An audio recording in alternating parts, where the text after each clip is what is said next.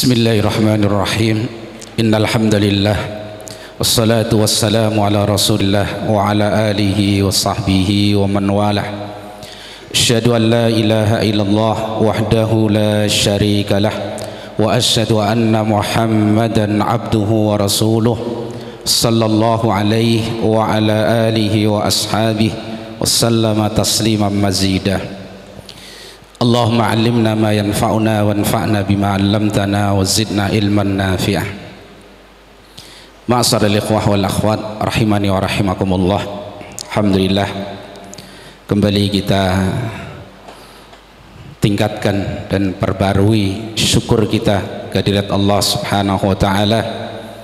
Pada kesempatan malam hari ini kita bisa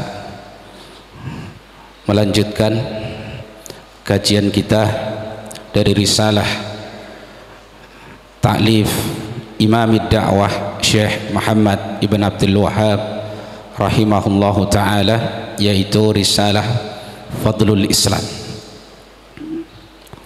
Alhamdulillah, pada pertemuan yang lalu kita sudah selesaikan bab yang pertama dari risalah ini, yaitu bab Fadlul Islam. Kemudian kita lanjutkan bab yang berikutnya. Qala al-musannifu rahimahullahu ta'ala, babu wujubil Islam, bab wajibnya Islam. Yang dimaksud dengan wujubul Islam di sini, wujubu ad-dukhulu, wujubud dukhuli fil Islam wa tamassuki bihi,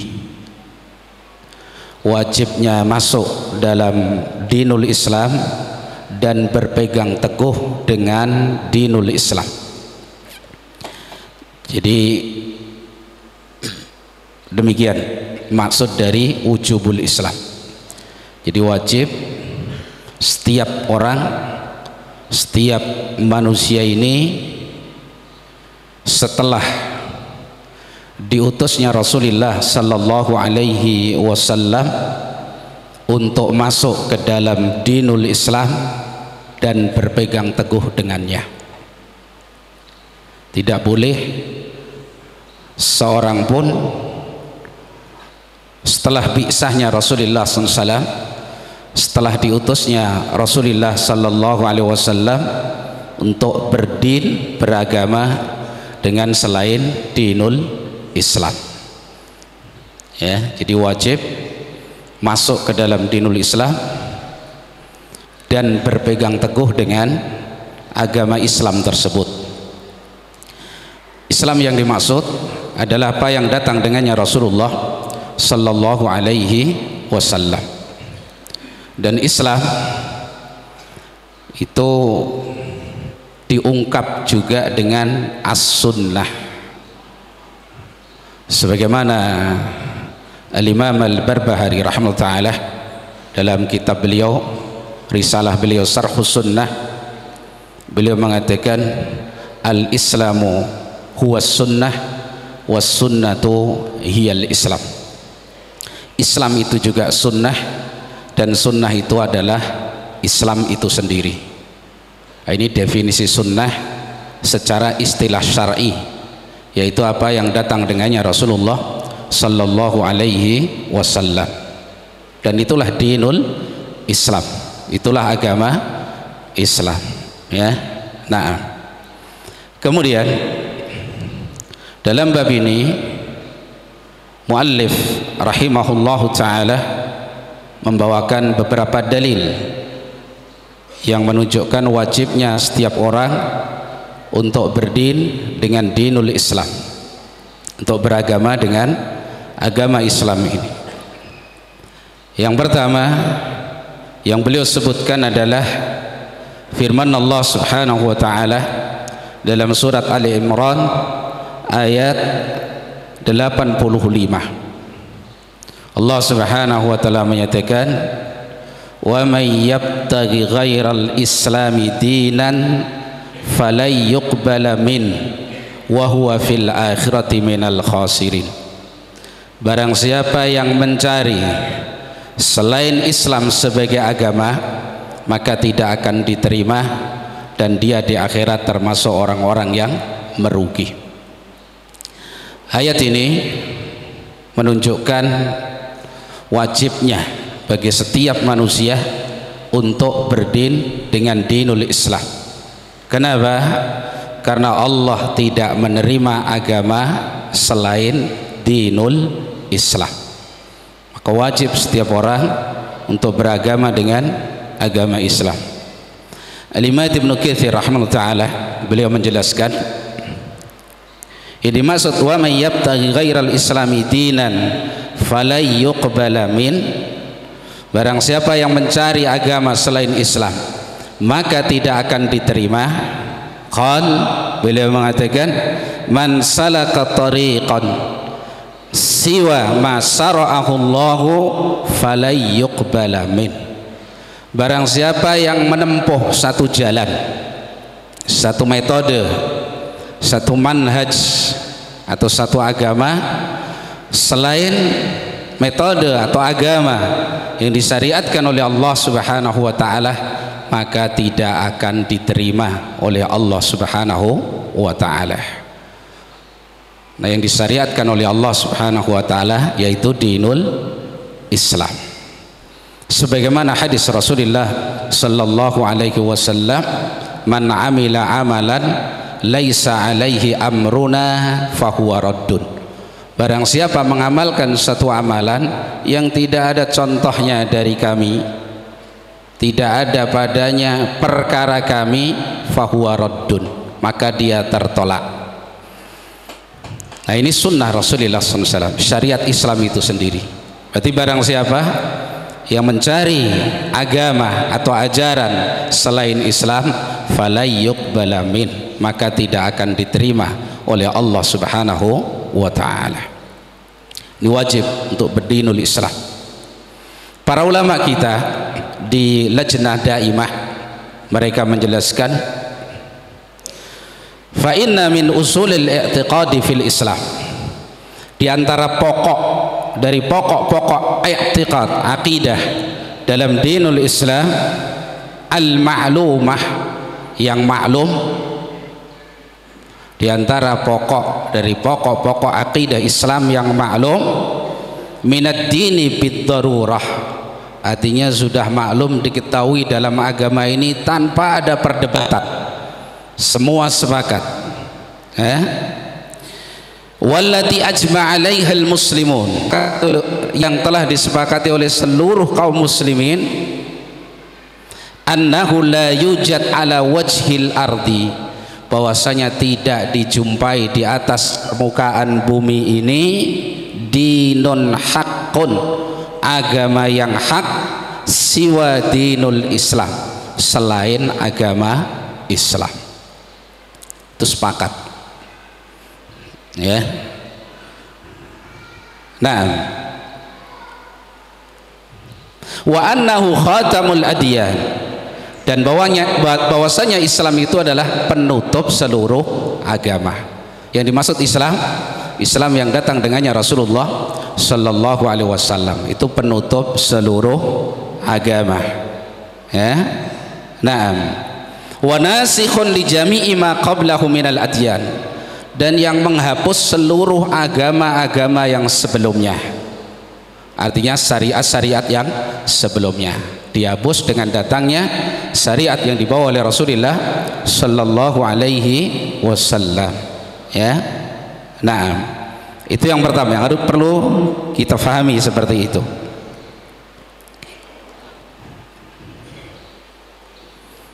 Maka para ulama kita tadi berdalil dengan ayat tadi, wa may yabtaghi ghairal islami dinan falay yuqbala min wa huwa fil akhirati minal khasirin, barang siapa yang mencari selain Islam sebagai agama, maka tidak akan diterima dan dia di akhirat termasuk orang-orang yang merugi, ya. Nah, kemudian penjelasan para ulama juga di Lajnah Daimah, mereka mengatakan, wa min usulil Islam, dan diantara pokok Islam, annahu yajibu i'tiqadu kufri kulli man lam yadkhul fil Islam, bahwasanya wajib meyakini akan kafirnya setiap orang yang tidak mau memeluk Islam, tidak masuk ke dalam dinul Islam. Ya, nah ini semua menunjukkan wajibnya kita untuk berdin dengan dinul Islam. Rasulullah sallallahu alaihi wasallam dalam hadis yang dikeluarkan oleh Imam Muslim, beliau menyatakan, man yasma'u bi min hadhil ummah, atau la yasma'u bi min hadhil ummah yahudiyyun wala nasraniyun thumma mata walam yu'min billadhi ursiltu bihi illa kana min ashabin nar. Barang siapa yang mendengar aku telah diutus, yaitu Rasulullah sallallahu alaihi wasallam telah diutus, lalu dia tidak beriman dengan apa yang aku diutus dengannya, tidak beriman dengan dinul Islam, mati dalam keadaan seperti itu, illa kana min ashabin nar, kecuali dia termasuk penduduk neraka. Jadi setelah diutusnya Rasulullah sallallahu alaihi wasallam, tidak ada agama yang diakui oleh Allah Subhanahu wa taala kecuali syariat yang datang dengannya Rasulullah sallallahu alaihi wasallam. Ya.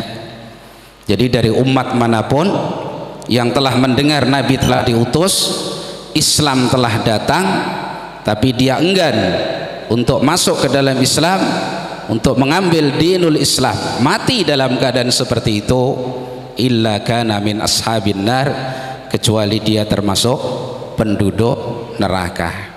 Berarti kafir dan wajib diyakini akan kekafirannya, dan ini menunjukkan wajibnya setiap orang untuk masuk ke dalam dinul Islam. Itu dalil yang pertama. Jadi wa may yabtaghi ghairal islami dinan fala yuqbala min wa huwa fil akhirati minal khasirin. Diancam di akhirat tergolong orang-orang yang merugi, menunjukkan wajibnya berdin dengan dinul Islam. Ya, nah, itu dalil yang pertama. Jadi sekali lagi penunjukannya, Allah Subhanahu wa taala tidak akan menerima agama apapun kecuali Islam. Siapa yang mengambil agama selain Islam, maka diancam kerugian dia nanti di yaumul qiyamah. Tidak bisa seorang lepas dari kerugian tersebut kecuali dengan cara memeluk dan berpegang teguh dengan dinul Islam. Kalau cara selamat dari kerugian hanya dengan masuk dan berpegang teguh dengan Islam, berarti masuk dan berpegang teguh dengan Islam hukumnya wajib. Jelas ya? Begitu pendalilannya. Jadi di sini Allah SWT mengancam fala yuqbala min, tidak akan diterima oleh Allah Subhanahu wa taala agama tersebut. Wa huwa fil akhirati minal khasirin, dan dia di akhirat tergolong orang-orang yang rugi. Seorang tidak bisa lepas dari kerugian nanti di yaumul qiyamah kecuali dia masuk ke dalam Islam dan berpegang teguh dengan Islam. Berarti masuk ke dalam Islam dan berpegang teguh dengan Islam itu adalah sebuah kewajiban. Ya, nah, dan untuk masuk ke dalam Islam, kapan seorang itu bisa jadi muslim? Kapan seorang dihukumi muslim? Untuk masuk ke dalam Islam itu sebenarnya sangat mudah, yaitu dengan an-nutqu bisyahadataini, dengan mengucapkan dua kalimat syahadat. tidak perlu diiklamkan, tidak perlu diumumkan, tidak harus dicatat. Cukup seorang meyakini dan mengikrarkan dengan asyhadu an la ilaha illallah wa asyhadu anna muhammadan rasulullah, berarti dia sudah masuk ke dalam Islam. Ya. Di antara dalilnya adalah kisah Zaid ibn al-Harithah radhiyallahu anhuma ketika dalam sebuah peperangan dia sudah mengejar seorang musuh ini, ya, seorang musyrik. Begitu dikejar, tertangkap, ya, sudah dilumpuhkan, tinggal menebasnya dengan pedang. Begitu pedang sudah diayunkan oleh Zaid ibn Harithah ini, tiba-tiba orang ini mengikrarkan 2 kalimat syahadat. Dalam benaknya Zaid ibn Harithah ini hanya karena supaya terlindungi dari kematian. Dia takut kilatan pedang tadi, ya, terus melindungi dirinya dari kematian, maka meskipun sudah syahadat, ditebaskan pedangnya kepadanya, dibunuh oleh Zaid ibn Harithah radhiyallahu anhu. Berita ini sampai kepada Rasulullah sallallahu alaihi wasallam, ya, berita sampai kepada Rasulullah sallallahu alaihi wasallam. Maka Nabi sallallahu alaihi wasallam mengingkari dengan pengingkaran yang keras, ya, apakah engkau bunuh seorang yang sudah mengucapkan 2 kalimat syahadat? Maka Zaid mengatakan, ya Rasulullah, dia mengucapkan kalimat itu hanya untuk melindungi dirinya dari kematian. Kata Nabi sallallahu alaihi wasallam, kenapa engkau tidak belah dadanya dan kau lihat isi hatinya? Artinya Nabi mengingkari. Cukup dohirnya saja. Seorang sudah mengucapkan 2 kalimat syahadat, berarti dia sudah muslim. Cukup dengan itu. Masalah isi hati itu urusan dia dengan Allah Subhanahu wa ta'ala. Dalam hadis disebutkan, Rasulullah sallallahu alaihi wasallam mengatakan, umirtu an uqatilan nas hatta yashhadu an la ilaha illallah wa anni rasulullah wa in qaluha asamu minni dima'ahum wa amwalahum wa hisabuhum 'ala Allah. Aku diperintah oleh Allah Subhanahu wa taala untuk memerangi manusia, berarti orang-orang kafir. Diperintah untuk memerangi orang-orang kafir sampai mereka mau mengikrarkan 2 kalimat syahadat, asyhadu an la ilaha illallah, dan bersaksi Rasul adalah utusan Allah Subhanahu wa ta'ala. Kalau seorang sudah mengucapkan 2 kalimat syahadat ini, berarti sudah muslim. Kalau sudah muslim, sudah terjaga darahnya dan hartanya. Muslim tidak boleh dibunuh. Urusan hatinya kembali kepada Allah Subhanahu wa ta'ala. Jelas seorang masuk Islam. Dalil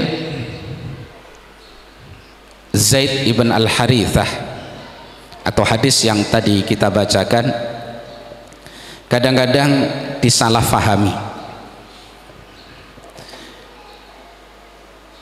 Disalahfahami bahwasannya seorang kalau sudah muslim, diterima Islamnya,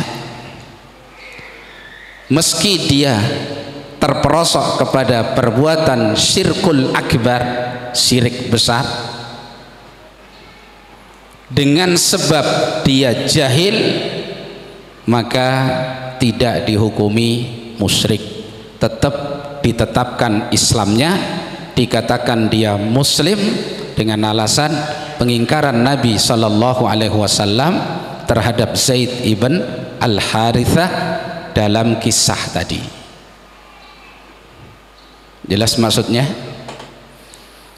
Seorang muslim. Kapan seorang jadi muslim?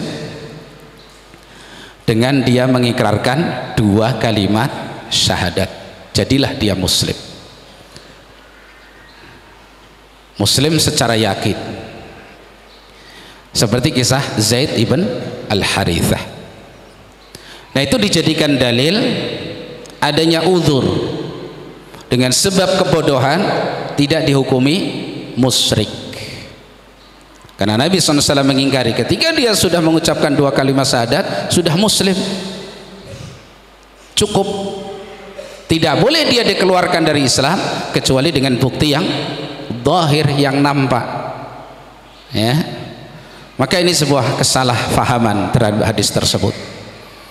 Hadis tersebut menjelaskan bahwa seorang yang kafir diterima Islamnya dengan mengikrarkan 2 kalimat syahadat. Seorang yang kafir diterima Islamnya dengan mengikrarkan 2 kalimat syahadah. Bukan berarti ketika dia dalam perjalanan Islamnya melakukan perbuatan yang membatalkan Islam lalu tidak dikafirkan, tidak. Jadi hadis itu untuk orang yang kafir kemudian baru masuk Islam, diterima Islamnya dengan dia mengikrarkan 2 kalimat syahadah. Kok ternyata dalam perjalanannya melakukan pembatal Islam yang jelas, berarti Islam yang tadi sudah diikrarkan bisa menjadi apa? Batal dengan sebab itu. Jelasin ya, ini tentang makna tambahan yang kadang sering disalahfahami cara berdalilnya dengan hadis tersebut, ya. Nah, jadi kembali muallif rahimahullah taala menjelaskan tentang wajibnya seorang untuk masuk ke dalam Islam dan berpegang teguh dengan Islam dengan ayat Allah Subhanahu wa taala, "Wa may yabtaghi ghairal islami dinan falay yuqbala minhu wa huwa fil akhirati minal khasirin." Dan dia di akhirat termasuk orang-orang yang merugi, ya. Naam. Kemudian dalil yang kedua yang dibawakan oleh muallif rahimahullahu taala adalah firman Allah Subhanahu wa taala masih dalam surat Ali Imran juga, yaitu qauluhu ta'ala innad dina indallahil islam, sesungguhnya agama di sisi Allah adalah Islam. Para ulama kita ahli tafsir menafsirkan ayat ini dengan ayat yang sebelumnya. Jadi innad dina indallahil islam, innad dina al-mardiyyu indallahi islam, bahwasanya agama yang diridhoi di sisi Allah Subhanahu wa taala tidak ada yang lain kecuali Islam, yaitu Islam yang datang dengannya Rasulullah sallallahu alaihi wasallam, ya. Nah, Tayyib. Itu dalil tentang wajibnya seorang masuk dan berpegang teguh dengan dinul Islam, ya. Kenapa dikaitkan dengan ayat yang sebelumnya tadi?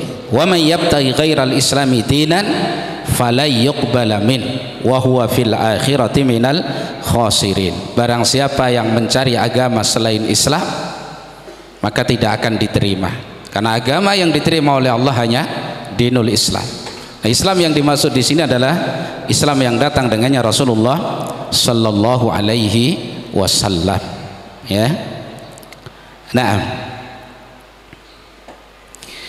kemudian ma'asyiral ikhwah wal akhwat rahimani wa rahimakumullah, dalil berikutnya yang disebutkan oleh muallif dalam bab ini adalah surat Al-An'am ayat 153.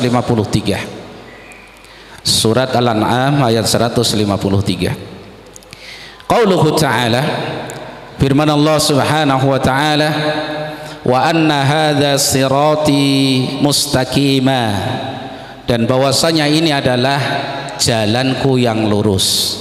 Sirati mustaqiman itu adalah Islam. Islam yang datang dengannya Rasulullah sallallahu alaihi wasallam. Fattabi'uhu, maka ikutilah Islam tersebut. Diperintah fattabi'uhu, ikuti Islam tersebut, ya. Wa anna hadha sirati mustaqiman fattabi'uhu wa la tattabi'us subula, dan jangan kalian mengikuti as-subul, jalan-jalan yang selainnya. Fatafarraqa bikum an sabilih, maka akan subul tadi, jalan-jalan yang menyimpang dari Islam tadi, akan mencerai beraikan kalian dari jalan Allah Subhanahu wa ta'ala, ya. Dalam menafsirkan ayat ini, Rasulullah sallallahu alaihi wasallam menjelaskan sebagaimana hadis Abdullah bin Mas'ud radhiyallahu an, khatta lana Rasulullah sallallahu alaihi wasallam khattan biyadihi. Rasulullah sallallahu alaihi wasallam pernah menggaris satu garis dengan tangannya, garis yang lurus, satu garis. Summa qala, kemudian beliau mengatakan, hadza sabilullahi mustaqiman, ini adalah jalan Allah yang lurus, satu garis tadi, itu adalah jalan Allah yang lurus. Wa khatta qutudan an yaminihi wa simalihi, setelah menggaris satu garis yang lurus dan mengatakan ini adalah jalan Allah yang lurus, lalu beliau menggaris di samping kanan dan di samping kiri garis tadi, garis-garis yang banyak. Jadi ibarat dari garis yang lurus, beliau membuat garis-garis lagi sebelah kanan dan sebelah kiri garis tersebut. Lalu beliau mengatakan hadhis subul, ini adalah jalan-jalan yang banyak. Jadi menerjemahkan ayat Allah tadi, wa anna hadas sirati mustaqimah, itu satu garis yang lurus tersebut. Adapun subul tadi, wala tattabi'us subulah, jangan diikuti jalan-jalan yang banyak tadi. Maka beliau katakan hadhis subul laisa minha sabilun, tidak ada di jalan-jalan tadi satu jalan pun illa alaihi syaitan, kecuali di atasnya ada syaitan yad'u ilaihi, yang mengajak kepada jalan-jalan tersebut. Lalu beliau sallallahu alaihi wasallam membacakan ayat Allah, wa anna hadas sirati mustaqiman fattabi'uhu wa la tattabi'us subula fatafarraqa bikum an sabilih, dan ini adalah jalanku yang lurus, yaitu satu jalan tadi. Berarti jalan yang lurus itu cuma satu, tidak banyak. Jalan Allah yang lurus cuma satu, bukan jalan-jalan yang banyak, ya. Fattabi'uhu, ini syahidnya, maka ikuti jalan tersebut. Wala tattabi'us subulah, dan jangan kalian ikuti jalan-jalan yang banyak tadi. Fatafarraqa bikum an sabili, nanti akan mencerai beraikan kalian dari jalan Allah tersebut, ya.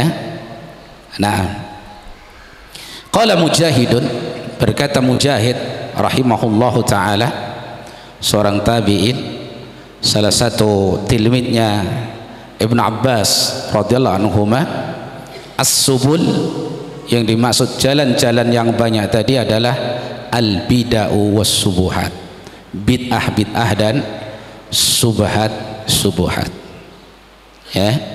Jadi yang menjadikan kita menyimpang dari jalan Allah Subhanahu wa taala adalah dengan mengikuti subuhat, perkara-perkara yang tidak jelas, ya, ajaran-ajaran yang tidak jelas yang menjadikan seorang menyimpang dari agama Allah Subhanahu wa taala, ya. Nah,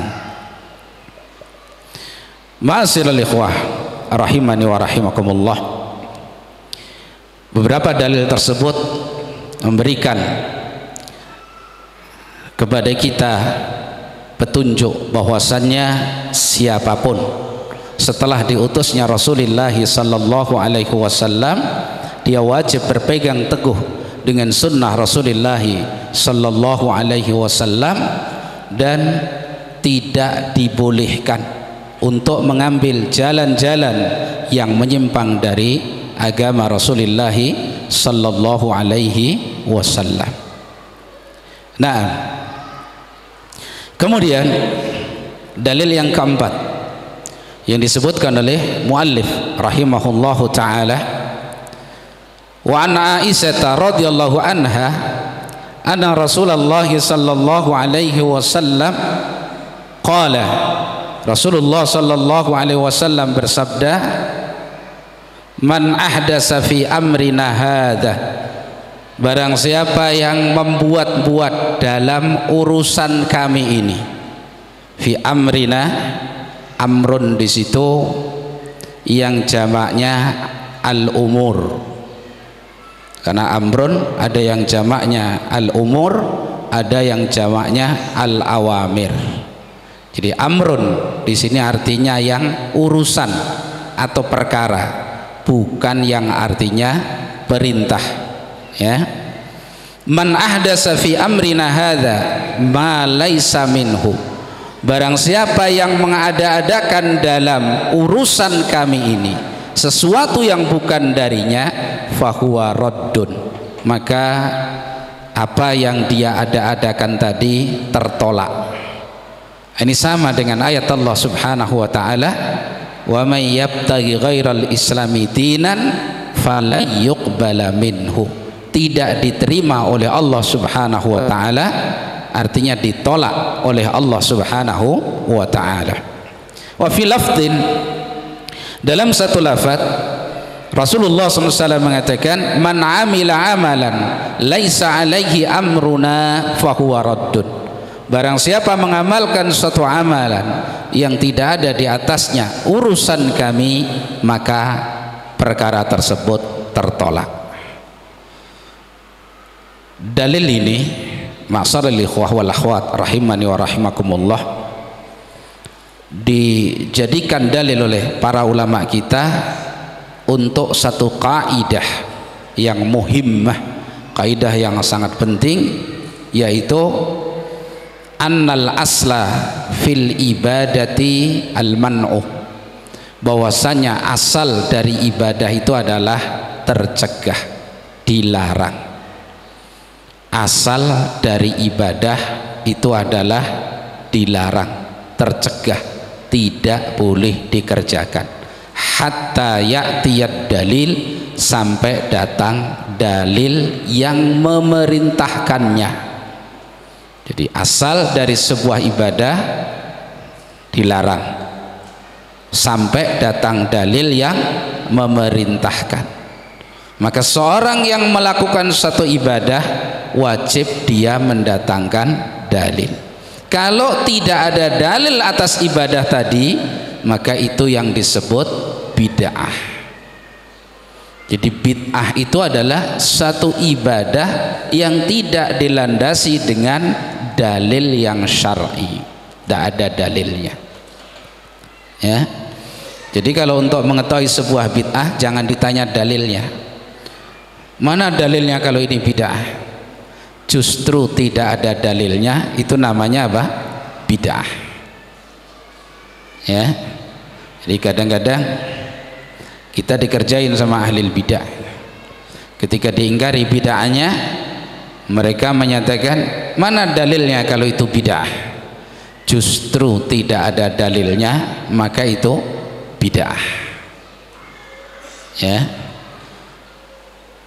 Sekarang misalkan salat fardu subuh berapa rakaat? 2 rakaat. Seorang ingin salat subuh 5 rakaat, diniatkan sebagai ibadah yang afdal kepada Allah SWT, boleh apa tidak boleh? Tidak boleh. Bid'ah bukan bid'ah itu? Bid'ah. Mana dalilnya kalau itu bid'ah? Salat subuh 5 rakaat khusyuk, bagus, dia bisa menangis dengan sebab itu, dia marem dengan sebab itu. Bid'ah bukan bid'ah itu? Bid'ah. Mana dalilnya kalau itu bid'ah? Mal jawab, apa jawabnya? Justru tidak ada dalilnya, maka itu adalah bid'ah. Karena itu ibadah. Ibadah yang tidak dibangun di atas dalil, itulah bid'ah. Karena kalau ditanya dalil yang melarang atau dalil bid'ahnya, nggak ada. Nggak ada. Nggak ada satu bid'ah pun yang ada dalilnya yang mengatakan oh ini bid'ah. Nggak ada. Karena itu mereka menggunakan hadis ini. Man ahdasa fi amrina hadza ma laisa minhu fahuwa raddud. Barang siapa yang mengada-adakan ya dalam urusan kami ini sesuatu yang bukan darinya, maka itu tertolak. Mereka mengatakan yang ditolak itu yang laisa minhu, yang tidak darinya. Sedang ini yang kita kerjakan itu minhu, bagian dari Islam. Maka mereka sebut dengan bid'ah hasanah. Nah, tanda kesempurnaan Islam, riwayat hadis ini dengan berbagai macam lafaz. Di antaranya yang disebutkan mu'alif di sini, man ahdasa fi amrina hadza ma laisa minhu, ma laisa minhu fahuwa raddud. Barang siapa yang mengada-adakan suatu urusan yang tidak ada di atasnya urusan kami, laisa minhu fahuwa raddun, barangkali masih membuka celah bagi ahli bidah. Itu yang ditolak itu yang laisa minhu, lah ini minhu. Maka datang dalam riwayat yang lain Nabi SAW mengatakan man ahdasa fi amrina hadza ma laisa fihi fahuwa raddud. Barang siapa yang mengada-adakan satu urusan yang tidak ada di atasnya perkara kami, laisa fihi, tidak ada dalam urusan kami, fahuwa raddud, maka tidak ada lagi alasan. Lebih tegas lagi riwayat Ummul Mukminin Aisyah ini dalam riwayat Muslim, man amila amalan laisa alaihi amruna fahuwa raddun.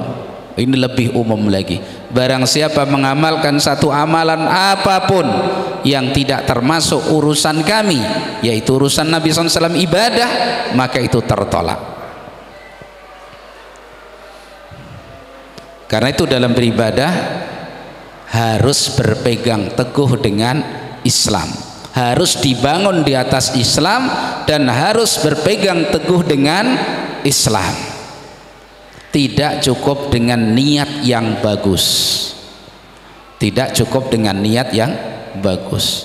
Datang sebagian sahabat kepada sebagian istri Rasulullah sallallahu alaihi wasallam, yas'alunaha, bertanya kepada istri Nabi tadi tentang ibadah Rasulullah sallallahu alaihi wasallam di rumahnya yang tidak dinampakkan kepada kaum muslimin, ibadah Nabi di rumah. Falamma ukhbiru anha, ketika dikhabarkan kepada mereka tentang ibadah Rasulullah SAW yang ada di rumahnya ini, taqalluha, mereka menganggap ibadah-ibadah itu cuman sedikit. Tapi itu kan Rasulullah, kata mereka, sudah diampuni dosanya yang sebelum dan setelahnya. Kalau Rasulullah segitu cukup. Aina nahnu min Rasulillah sallallahu alaihi wasallam, mulai menggunakan anggapan-anggapan baiknya. Di mana kita dibanding Rasulullah sallallahu alaihi wasallam? Faqad ghufira lahu ma taqaddama min dzambihi wa ma ta'akhkhar. Karena Nabi itu sudah diampuni dosanya sebelum dan setelahnya. Karena anggapan baik tadi, maka faqala ahaduhum, salah seorang mereka mengatakan, amma ana fa'aqumu wala arkut, adapun saya mau bangun malam sholat dan tidak tidur. Masya Allah, ini nggak usah ditanya tentang niatnya. Niatnya insya Allah ikhlas, sholat malam tidak ada tidur. Wa qala tsani, orang yang kedua mengatakan amma ana fa asumu wala uftir. Saya akan puasa di siang hari, tidak akan pernah berjeda, tidak berbuka, tiap hari puasa. Niatnya ikhlas karena ingin mengejar ketertinggalannya dari Rasulullah sallallahu alaihi wasallam. Wa qala tsalisu, orang yang ketiga mengatakan amma ana fala atazawwajun nisa. Adapun saya tidak akan menikah. Ya, dengan diniatkan ibadah kepada Allah Subhanahu wa taala. Karena menikah menjadikan orang terkurang ibadahnya kepada Allah. Jadi dia mau isi waktunya dengan membujang, tidak mau menikah untuk ibadah seluruhnya kepada Allah Subhanahu wa taala. Ini Masya Allah, kalau didengar model orang-orang sufiyah, wali ini, ya, salat malam nggak pernah tidur, yang satu puasa nggak pernah berbuka, yang ketiga mengambil madhab rohbaniyah, hidup dalam kerahiban, nggak mau nikah tapi untuk ibadah.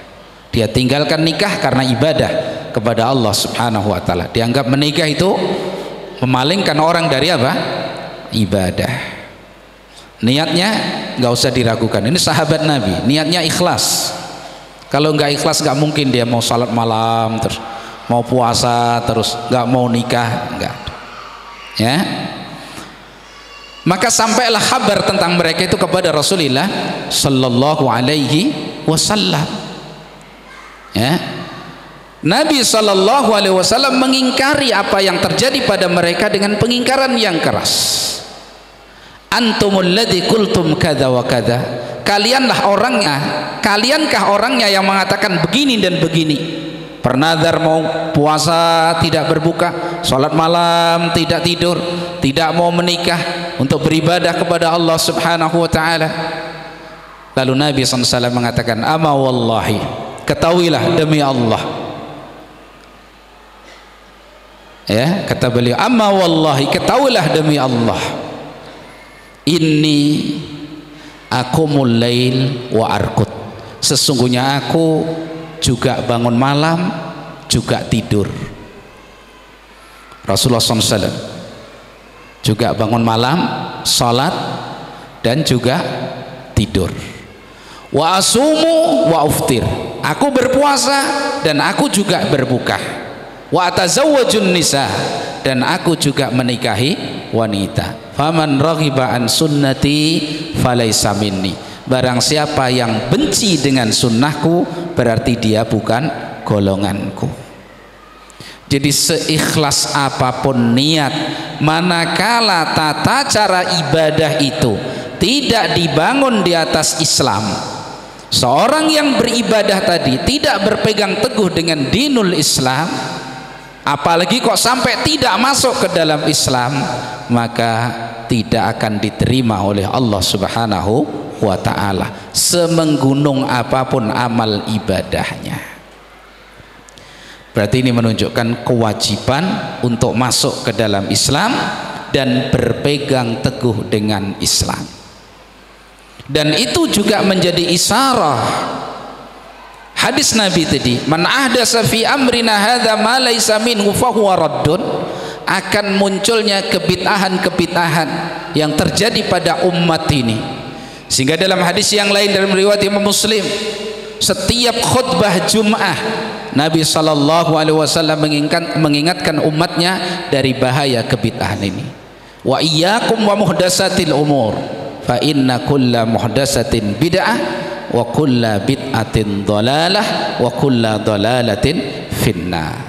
Hati-hati kalian dari perkara-perkara yang baru diada-adakan, karena setiap perkara yang baru dalam agama adalah bid'ah, dan setiap bid'ah adalah kesesatan, dan kesesatan terancam ke dalam neraka.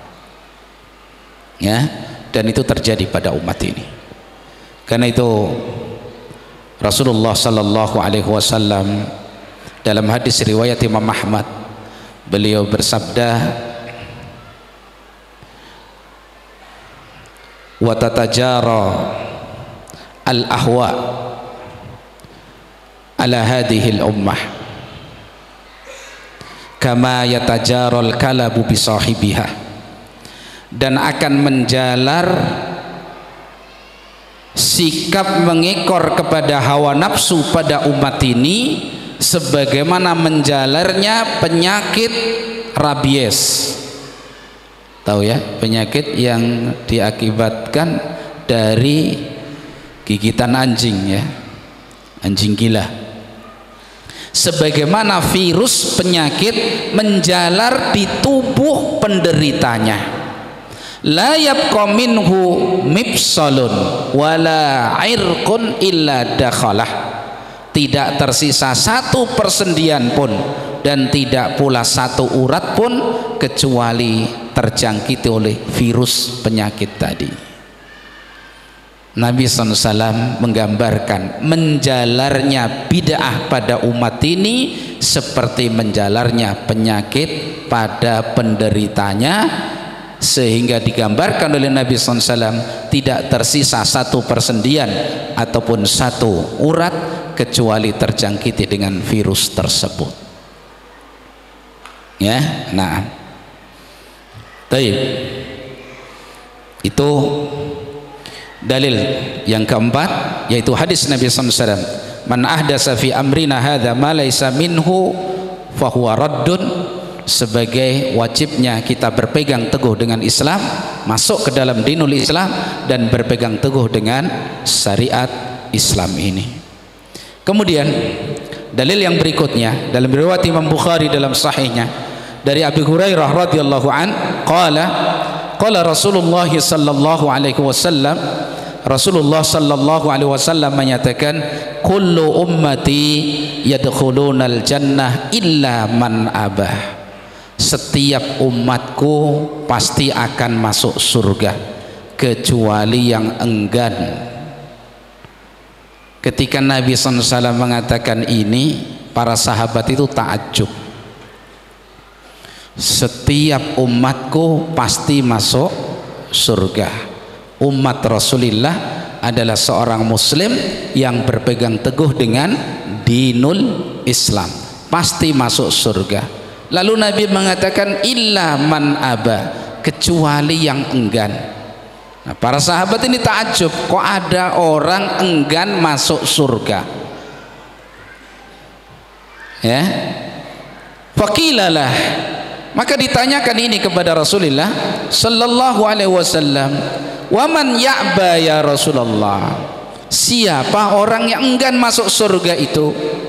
Qal, maka Nabi sallallahu alaihi wasallam menjawab, man ata'ani dakhalal jannah, barang siapa yang taat kepadaku dia pasti masuk surga. Siapa yang taat kepadaku, inilah wajibnya berpegang teguh dengan dinul Islam, karena taat kepada Nabi, taat kepada sunnahnya, sunnah Nabi itu juga Islam yang dibawa oleh Rasulullah sallallahu alaihi wasallam. Wa man asani faqad abah, dan barang siapa yang bermaksiat kepadaku berarti dia orang yang enggan masuk surga. Ma'syaral ikhwah rahimani wa rahimakumullah, berarti kan ucapan Rasulullah SAW, kullu ummati, setiap umatku pasti masuk surga kecuali yang enggan. Berarti ada umat Rasulullah SAW yang tidak masuk surga, yaitu enggan masuk surga. Maka perlu kita fahami siapa yang dimaksud ummati. Nabi mengatakan kullu ummati yadkhulunal jannah, setiap umatku pasti masuk surga, illa man aba, kecuali yang enggan. Berarti ada umat Rasulullah SAW yang enggan masuk surga. Maka maksud dari kullu ummati, ummati itu dijelaskan oleh ulama kita ada dua maksud. Yang pertama, ummatud dakwah. Yang pertama, ummatud dakwah, umat dakwah. Nah, kalau umat dakwah, siapa berarti yang dimaksud? Seluruh manusia ini setelah diutusnya Rasulullah sallallahu alaihi wasallam itu disebut ummatud dakwah. Seluruh manusia setelah diutusnya Rasulullah sallallahu alaihi wasallam itu adalah ummatud dakwah bagi Rasulullah sallallahu alaihi wasallam. Karena semua manusia setelah diutusnya Nabi sallallahu alaihi wasallam adalah umat Rasulullah sallallahu alaihi wasallam. Lahan dakwahnya Nabi sallallahu alaihi wasallam wajib mengikuti Rasulullah sallallahu alaihi wasallam. Ya. Kalau yang dimaksud kullu ummati itu adalah ummatud dakwah, berarti yang yadkhulunal jannah itu yang mau memeluk Islam dan berpegang teguh dengan Islam. Illa man aba, kecuali yang enggan adalah yang enggan menerima Islam dan tidak mau berpegang teguh dengannya. Maka setiap orang musyrik kafir berarti terancam kekal di dalam neraka. Jelas ya? Itu maksud yang pertama. Jadi kalau kullu ummati itu yang pertama maksudnya adalah ummatud dakwah, umat dakwah. Kalau ummatud dakwah berarti mencakup seluruh manusia ini setelah diutusnya Rasulullah sallallahu alaihi wasallam. Ya. Kemudian yang kedua yang dimaksud kullu ummati adalah ummatul istijabah, yaitu umat dakwah tapi khusus yang mau mengijabai dakwahnya Rasulullah sallallahu alaihi wasallam. Ya. Berarti kalau kullu ummati itu yang dimaksud adalah umat istijabah, umat yang sudah mau mengijabai dakwah Nabi SAW, berarti kaum muslimin. Nah, kalau itu kaum muslimin, siapa yang dimaksud Nabi? Illa man aba, kecuali yang enggan masuk surga. Siapa mau kaum muslimin yang enggan masuk surga ini? Maka yang dimaksud Nabi SAW, man ata'ani dakhalal jannah, siapa yang taat kepadaku, yaitu umat Rasulullah SAW yang betul-betul berpegang teguh dengan dinul Islam, itulah yang akan masuk surga tanpa harus diazab di dalam neraka. Ja'alanallahu minhum. Ya, mudah-mudahan Allah menjadikan kita termasuk mereka. Jadi yang dimaksud man ata'ani dakhalal jannah, kalau itu umat Rasulullah SAW yang sudah menerima Islam, berarti kaum muslimin yang berpegang teguh dengan dinul Islam, berpegang teguh dengan sunnah Rasulullah sallallahu alaihi wasallam, maka mereka akan masuk surga tanpa harus diazab di dalam neraka. Nah, illa man aba, kecuali yang enggan masuk. Wa man asani faqad aba, siapa yang memaksiati aku berarti dialah orang yang enggan. Maksiat di sini tidak sampai mengeluarkan mereka dari Islam. Dosa besar misalkan atau bid'ah yang tidak sampai mengeluarkan mereka dari Islam dan mereka terancam diazab dalam neraka, hanya tidak kekal di dalam neraka. Berarti kullu ummati yadkhulunal jannah illa man aba, tidak mau masuk surga. Lah di akhirat itu tempat ada berapa? Ada dua. Kalau enggak surga berarti neraka. Kalau enggan masuk surga berarti dia kemana? Ke neraka. Ke neraka ini kalau yang dimaksud umat dakwah, yaitu seluruh manusia setelah diutusnya Nabi SAW, berarti mereka yang tidak mau menerima Islam dan tidak mau berpegang teguh dengan Islam, alias non muslim, orang-orang kafir musyrik. Kalau umat itu yang dimaksud adalah umat al-istijabah, yaitu umat yang sudah mengijabai dakwah Rasulullah SAW, berarti kaum muslimin Kalau itu kaum muslimin, berarti yang enggan masuk surga itu adalah orang-orang yang memaksiati Rasulullah SAW dengan melanggar agama Allah, terperosok pada dosa-dosa besar atau kebid'ahan atau yang semisal itu, dan mereka tidak bertaubat kepada Allah, maka terancam di dalam neraka, tapi tidak kekal di dalam neraka. Jelas ya? Itu yang dimaksud dengan kullu ummati yadkhulunal jannah illa man abah, ya. Sehingga kita tidak terperosok dengan pengkafiran yang keliru, ya. Nanti kullu ummati yadkhulunal jannah, kemudian illa man abah. Lalu pengkafiran yang membabi buta, setiap orang yang bermaksiat kepada Nabi itu masuk illa man abah, karena kata Nabi man asoni, siapa yang memaksiati aku, berarti dia yang enggan masuk surga. Terus kemudian dikafirkan. Nah, ini berbahaya seperti ini, harus diluruskan.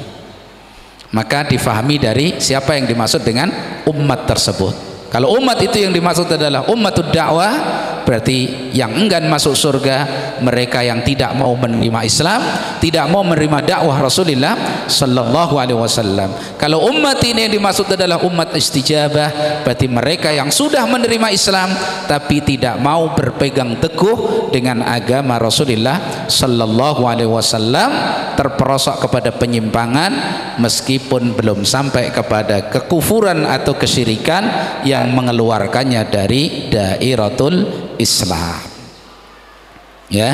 Nah, lanjut ini, lanjut ya, masih sanggup. Taib, kita singkat, mau disingkat, dalilnya memang banyak ini ya. Kemudian dalil berikutnya, wa fis sahih an Ibnu Abbas radhiyallahu anhu anna Rasulullah sallallahu alaihi wasallam qala. Dalil berikutnya hadis Rasulullah sallallahu alaihi wasallam, beliau mengatakan abghadun nasi ilallahi thalathatun, manusia yang paling dimurkai, manusia yang paling dibenci oleh Allah itu 3 golongan. Perhatikan di sini, ini bukan pengkafiran lah ya, bukan pengkafiran. Nanti kalau dilihat rinciannya, abghadun nasi ilallah salasatun, itu dari umat Rasulullah SAW, kaum muslimin, orang-orang muslim yang sudah menerima Islam, mereka itu ada yang terjatuh kepada sesuatu yang sangat dibenci oleh Allah Subhanahu wa ta'ala, sangat dimurkai oleh Allah Subhanahu wa ta'ala, sampai dikatakan oleh Nabi SAW, abghadun nasi ilallah, manusia yang paling dimurkai oleh Allah Subhanahu wa ta'ala thalathatun, ada 3 golongan.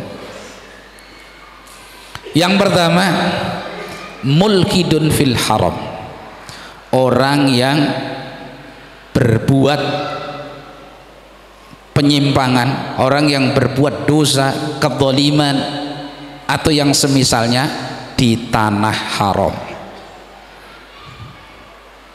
ya. Nah, ini hati-hati ketika haji, ketika umroh, kadang-kadang tidak terjaga lisan kita, kita mencela, ya. Saudara kita melihat orang yang kulitnya mungkin beda dengan kita, kita celah, kita takjub dalam bentuk yang meremehkan. Ini berbuat perilaku dosa sedang dia berada di tanah haram. Ini termasuk orang yang sangat dibenci oleh Allah Subhanahu wa ta'ala, apalagi lebih dari itu, ya. Dulu ada orang-orang yang terpengaruh dengan fikrah yang sangat buruk, sehingga datang ke tanah haram pura-pura ibadah haji, tapi punya makar yang sangat busuk, sehingga ketika kaum muslimin sedang melakukan tawaf di sekitar Ka'bah, mereka melakukan penyerangan terhadapnya dan membunuh sekian banyak jamaah haji yang sedang ihram. Ini kisah Al-Juhaiman yang membawa pemikiran Khawarij. Ya, ini luar biasa, membunuh jiwa yang jumlahnya ribuan di tanah haram, bahkan di sekitar Ka'bah. Wala haula wala quwata illa billah. Ini termasuk abghadun nas, manusia yang paling dimurkai oleh Allah SWT. Seorang yang melakukan perbuatan yang zalim, perbuatan yang menyimpang di tanah haram. Ya. Nah, kemudian yang kedua dari tiga golongan yang sangat dimurkai oleh Allah SWT, wa mubtaghin fil islami sunnata jahiliyah. Nah, ini yang jadi syahid dalam bab kita ini. Seorang yang mencari atau seorang yang mengupayakan di dalam Islam ini munculnya kembali sunnah jahiliyah, sunnah-sunnahnya jahiliyah dihidupkan kembali dalam Islam, dimunculkan kembali, dikerjakan kembali. Karena Islam itu hadir di antara misi besar Rasulullah SAW diutus oleh Allah Subhanahu wa Ta'ala adalah menghapus sunnah jahiliyah, perilaku-perilaku jahiliyah. Makanya seorang yang memunculkan kembali sunnah jahiliyah ini orang yang sangat dibenci dan dimurkai oleh Allah Subhanahu wa Ta'ala. Makna jahiliyah itu ada dua, kata Syekhul Islam, baik jahiliyah yang mutlaqah. Jahiliyah yang mutlaqah itu adalah perilaku jahiliyah dari seluruh umat sebelum datangnya Islam yang dibawa oleh Rasulullah sallallahu alaihi wasallam. Jadi perilaku-perilaku buruk umat-umat secara umum sejak Adam sampai yaumul kiamah itu jahiliyah mutlaqah. Ya. Kan masing-masing umat ada dosanya itu. Curang dalam timbangan. Ini dosanya kaum siapa? Para pedagang ini. Kaum Syuaib. Curang dalam timbangan. Liwat dosanya kaum Lut misalkan. Ya. Dan yang lainnya, itu namanya perilaku-perilaku jahiliyah yang mutlaqah. Nah, sejak diutus Rasulullah sallallahu alaihi wasallam itu tidak boleh ada lagi sebutan jahiliyah mutlaqah, tidak ada. Karena Nabi hadir dengan Islam ini menghapus perilaku jahiliyah. Adanya jahiliyah yang muqayyadah, jahiliyah yang hanya terbatas. Mungkin perilaku jahiliyah itu ada di satu daerah. Tapi kalau umat Nabi itu jahiliyah seluruhnya, nggak mungkin, nggak boleh, nggak bisa. Kenapa? Karena ketika Nabi SAW menghabarkan tentang umat ini, dalam hadisnya yang sahih, Nabi mengatakan, la tattabi'unna sanana man kana qablakum hadwal quddati bil quddah. Betul-betul kalian akan membebek mengikuti sunnah-sunnahnya umat sebelum kalian sejengkal demi sejengkal, sedikit demi sedikit. Dari dalil ini kalau dalam bahasa Arab pakai lam ta'kid, la tattabi'unna, ada lam ta'kid, ada nun taukid, itu jawab qasam. Seakan Nabi mengatakan wallahi, betul-betul kalian akan mengikuti sunnah-sunnah umat sebelum kalian. Dari hadis ini Syekhul Islam menjelaskan, dari dalil ini saja Syekhul Islam menjelaskan semua umat ini nggak ada yang selamat. Semua pasti mengikor dan membebek kepada perilaku jahiliyah umat-umat sebelumnya, Yahudi dan Nasrani. Andaikan dengan dalil satu ini saja. Kenapa? Karena itu penekannya sangat tinggi, pakai lam ta'kid, pakai nun taukid, la tattabi'unna, betul-betul kalian akan mengikuti. Kata beliau, andaikan tidak ada satu dalil yang menggembirakan bagi pencari kebenaran. Nabi SAW mengatakan, la tazalu ta'ifatum min ummati zahirina 'alal haqq la yadurruhum man khadalahum wala man khalafahum hatta ya'tiya amrullah. Akan senantiasa ada sekelompok dari umat ini yang nampak di atas kebenaran, tidak memadoroti mereka orang yang menghinakan dan melecehkan mereka maupun orang-orang yang menyelisihi mereka. Dengan dalil ini masih ada sekelompok meskipun sedikit yang selamat dari mengekor kepada sunnahnya umat-umat yang sebelumnya. Jelas? Dengan dalil ini tidak boleh dimutlakkan pada umat Rasulullah SAW ini atau setelah diutusnya Rasulullah ini dengan istilah jahiliyah mutlakoh, enggak ada. Seperti sebagian orang-orang pergerakan menyusun kitab dengan judul Al-Jahiliyatul Asr, jahiliyah masa sekarang. Jadi umat ini dihukumi sudah jahiliyah semuanya. Tidak boleh. Setelah diutusnya Nabi itu nggak ada lagi jahiliyah mutlakoh, adanya jahiliyah muqayyadah. Muqayyadah itu terbatas. Mungkin di satu daerah banyak perilaku-perilaku menyimpang, tapi tidak di seluruh daerah.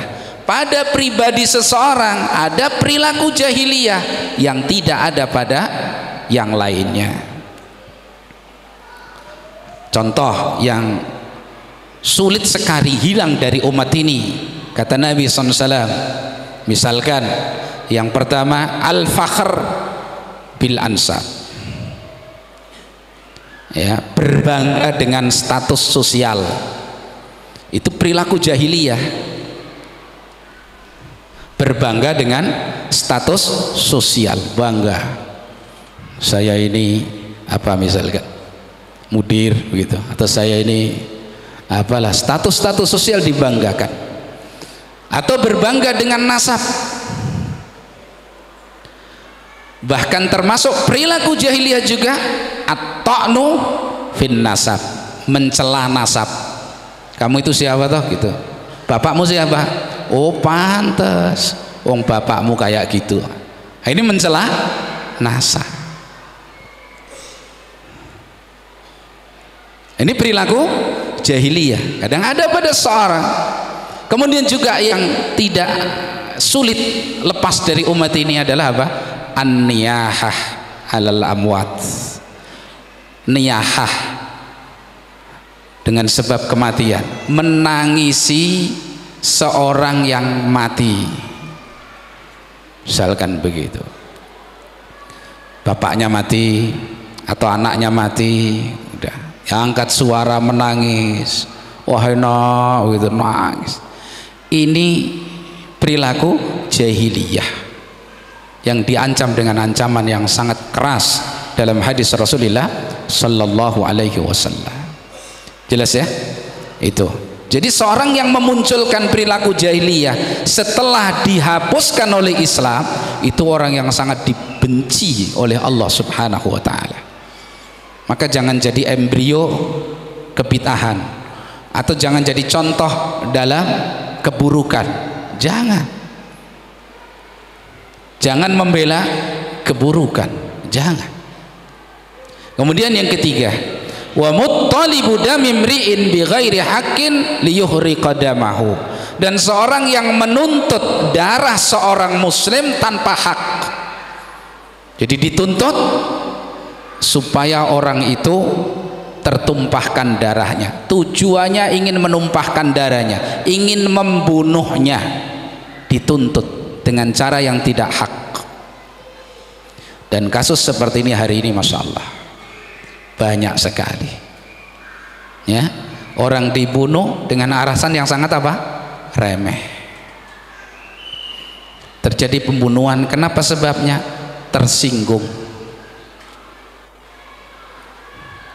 ya. Bahkan anak membunuh orang tuanya, terjadi. Orang tua membunuh anaknya, suami membunuh istrinya, istri membunuh suaminya, saudara membunuh saudaranya. Hari ini sudah harian seperti itu. Anak hilang, ya. Makanya orang tua kalau anaknya hilang ini lebih dari sehari, sudah kayaknya harapan hidup sudah sulit. Hilang dicari, tahu-tahu sudah dibunuh orang, dirunut begitu. Alasannya cuma sangat remeh, perkara yang sangat remeh dijadikan sebab untuk menuntut seorang supaya apa? Terbunuh. Dia bunuh orang tersebut dengan cara yang sangat remeh. Ini adalah sunnah jahiliyah, ya. Nah, maka kondisi fitnah semacam ini hendaknya kita hati-hati, ikhwah, ya, betul-betul berhati-hati, ya. Sekarang misalkan lagi musim apa ini? Musim apa sekarang? Demo, ya lah, musim demo. Itu jelas ada yang memprovokasi, menelan korban apa tidak? Nah, keuntungannya apa? Gak ada, gak ada keuntungannya. Tapi korban sudah jelas ada. Yang mati terbakar karena gedungnya dibakar. Dia belum sempat keluar dari gedung itu sudah mati terbakar di situ. Yang terinjak, dan masya Allah. Maka lazimi diem, banyak diem. Mari katakan main jangan terlalu jauh, apalagi di medsos. Diem, banyak tinggal di rumah. Jangan banyak gaul, jangan banyak mencari apa? Informasi. Kemudian apa? Sibuk muhasabah diri, menangisi kesalahan dan dosa-dosa kita, ya, agar kita selamat dari fitnah. Maka di sini katakan oleh Syekhul Islam Taimiyah, sunnah jahiliyah yandariju fiha kullu jahiliyatin mutlaqah. Jahiliyah mutlaqah itu berarti jahiliyah seluruh umat ini. Kemudian jahiliyah yang muqayyadah itu jahiliyah yang ada pada umat ini setelah jahiliyah yang mutlaqah yang sudah dihapus dengan hadirnya syariat yang dibawa oleh Rasulullah sallallahu alaihi wasallam, ya. Nah, udah terlalu malam ini, jam berapa? Sudah belum ini? Masih? Tayyib. Insyaallah sampai di sini, ya. Masih ada 2 dalil. Kalau kita selesaikan kayaknya sudah berwudur ini.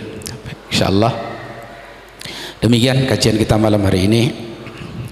Mudah-mudahan apa yang disampaikan bisa menjadi ilmu yang bermanfaat.